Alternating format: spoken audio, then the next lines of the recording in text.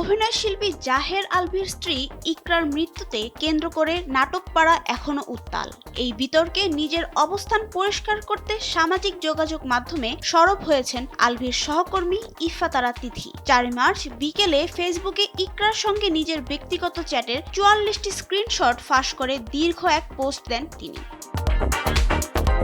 তিথি দাবি করেছেন, আলভীর সাথে তার সম্পর্ক নিয়ে ভুল ব্যাখ্যা অপপ্রচার চালানো হচ্ছে। তার সঙ্গে তার সম্পর্ক ছিল বন্ধুত্বপূর্ণ এবং নিয়মিত যোগাযোগ হতো। তিথি লিখেছেন, আমি কখনো বলিনি তুমি ডিভোর্স দাও, আমি আলভীকে বিয়ে করব, বরং বলেছি তুমি তার রানী। স্ক্রিনশটের সূত্র ধরে তিথি জানান, ইকরা তার পরিবারের ওপর মানসিকভাবে ক্ষুব্ধ ছিলেন এবং নিজেকে একা মনে করতেন।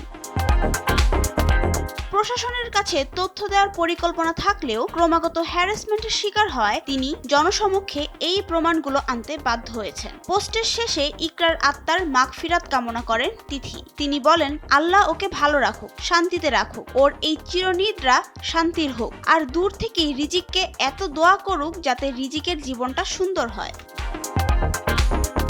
উল্লেখ্য, গত 28শে ফেব্রুয়ারি ইকরার মৃত্যুর পর পল্লবী থানায় মামলা হয়। মামলার অন্যতম আসামি হিসেবে তিথির নাম রয়েছে। তিথির সাথে আলভীর অবৈধ সম্পর্কের গুঞ্জনই ইকরার আত্মহত্যার কারণ মনে করা হচ্ছে। তবে তিথি এসব অভিযোগ সরাসরি অস্বীকার করেন।